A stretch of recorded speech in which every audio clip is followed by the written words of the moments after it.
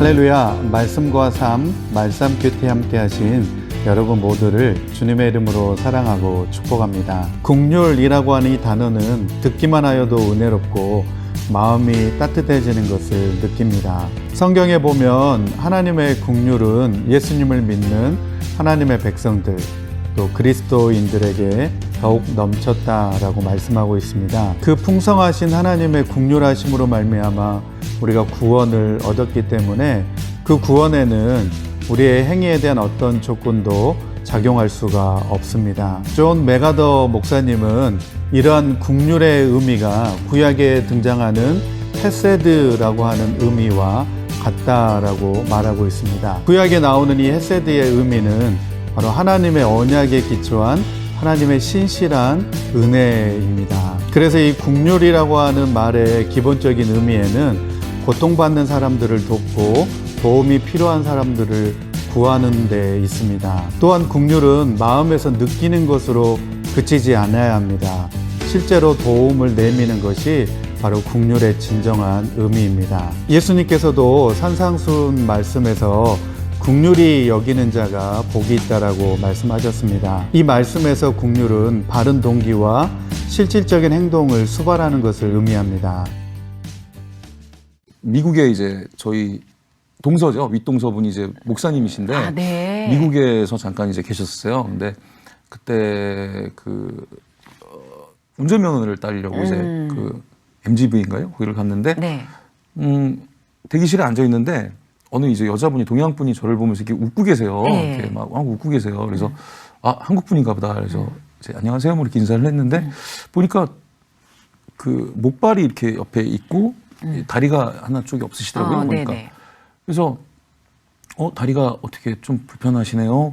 운전면허를 따러 오셨나요? 그랬더니 네. 예, 뭐 암이래요. 그러면서 이제 뭐 그래서 다리를 한쪽 절단을 했고 지금 이제 아이고 그때 받은 느낌이 굉장히 강하셨구나. 아이고 왜 이러지? 그 친구가 나 이거 아까 농담처럼 막 그 얘기했는데 그렇죠. 근데 신기하죠. 그게 은혜예요. 그렇죠. 자기가 되게 방탕하게 살았고 뭐 이제 집안도 서로 이제 부모님도 이혼하시고 이제 미국 가서 이제 엄마하고만 살고 있는데 본인이 암에 걸리고 했는데 교회 나가서 너무나도 큰 은혜를 받았대요. 자기가 그러면서 기도를 했대요. 자기가 이제 어떻게 쓰시려고 하는 건지 이제 그 친구의 기도를 들어주시면서 부모님 다시 만나게 하고 야 이거 잠깐만 그래서 굉장히 참 근데 너무나도 자기는 기쁘대요. 죽음을 앞에 두고 있는데도 기쁘대요. 자기는. 그때 김진수 씨는 어떤 상태였어요? 사실 이렇게 저는 마음에. 되게 왜냐면 이 정도의 인사이트가 올 정도면요. 너 왜 이러지? 씨가 나왔어요. 여기 C 채널을 C채널이니까요. 보고 계십니다. 네, 여긴 B채널도 아니고 C채널이니까. 근데 야 나 이거 방송 생각은 정말 처음인데. 여기 아마 보고 계신 분도 하고 계신 분도 다 이해하실걸요. 그 이건 우리의 의도가 친구가 아니라 그때 어쩔 수 기도를 참 없어요. 되게 태어나서 처음으로 한번 진하게 했던 것 같아요. 하나님께. 살려달라고 지금 할 수 있으면. 오늘 말씀은 사무엘하 21장 7절에서 14절에 있는 말씀입니다. 이 말씀 가운데서 국률에 대한 의미를 다시 한번 묵상해 보고자 합니다. 다 함께 오늘 말씀을 살펴보도록 하겠습니다. 사무엘하 21장 7절에서 14절 말씀입니다.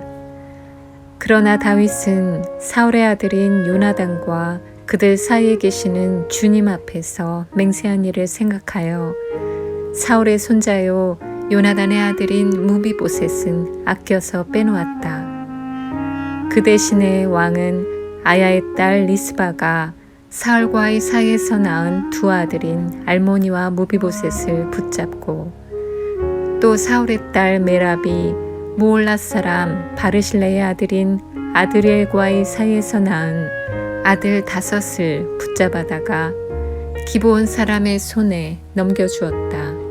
기브온 사람이 주님 앞에서 그들을 산에 있는 나무에 매달아 놓으니 그 7이 다 함께 죽었다.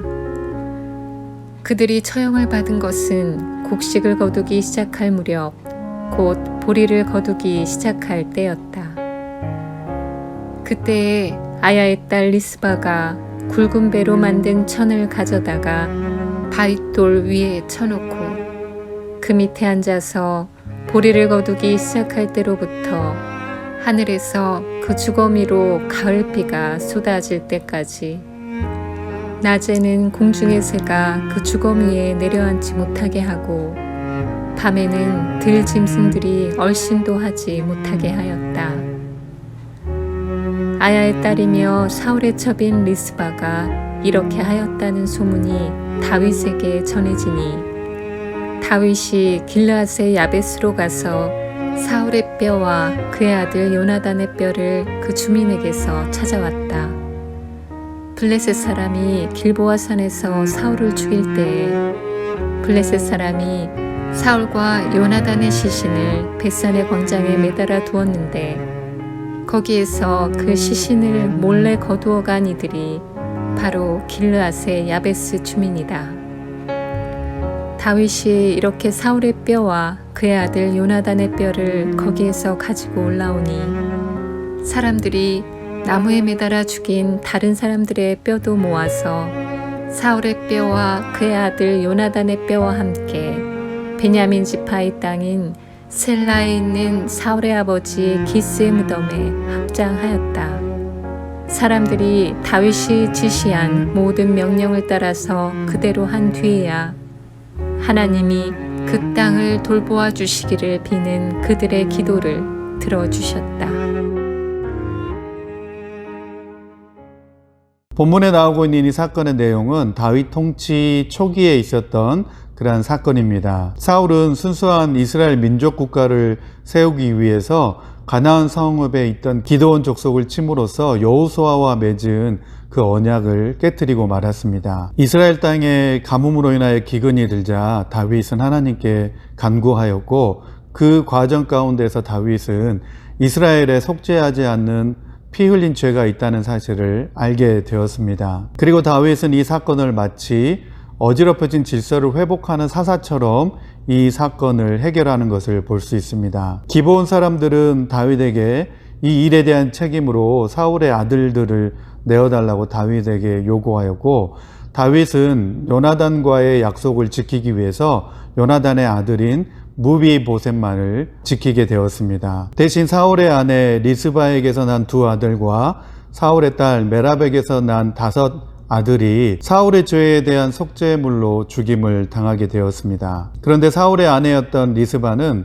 자기 아들들의 죽음이 비참한 능력으로 되지 않기 위해 그리고 그들의 죽음이 하나님 앞에 온전한 속죄물로 드려지기 위해서 그 매달린 시신 앞에서 곡식 베기 시작한 때부터 하늘에서 비가 그 시체에 쏟아지기까지 밤낮으로 새와 들 짐승을 쫓았다라고 본문 말씀 가운데서 말씀하고 있습니다. 이 기간은 4월 중순의 보리 추수 때부터 가을 우기 때까지 몇 개월간의 기간이었습니다. 이 소식이 다윗에게 들렸고 다윗은 이 어미의 사랑에 감명을 받아서 사울의 모든 집안의 시체를 거두어 정중하게 장례를 치르게 되었습니다. 그리고 14절 말씀에 보면 하나님께서는 이러한 일련의 과정을 통해서 그 후에야 그 땅을 위한 기도를 응답해 주셨다라고 말씀하고 있습니다. 14절 말씀입니다.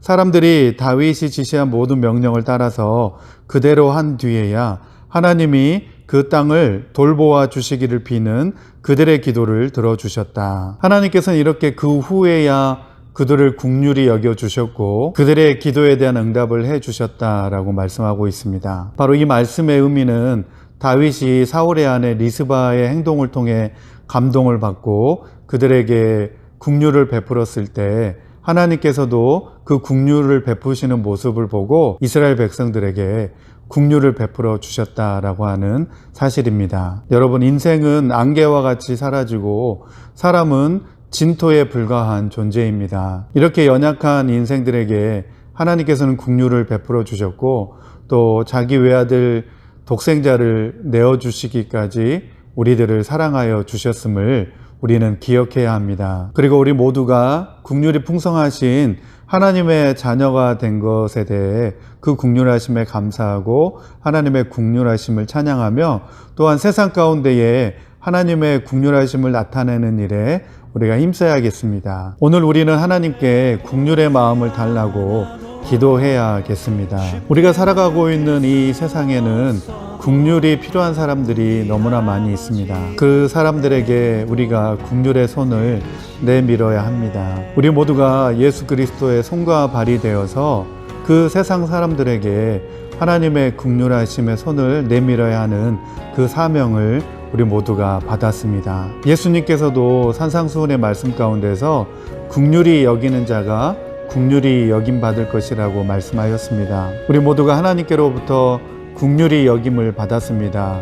그렇기 때문에 우리도 다른 사람들을 국률이 여길 줄 알아야 합니다. 우리가 우리 주변의 이웃들에게 우리의 국률을 베풀 때 우리가 하나님께 국률이 여김받은 자라는 사실을 확증받을 수 있습니다. 오늘 하루 우리가 국률함을 얻기 위해 그리고 국률함을 베풀어야 될 사람은 누구인지 생각해 보았으면 좋겠습니다.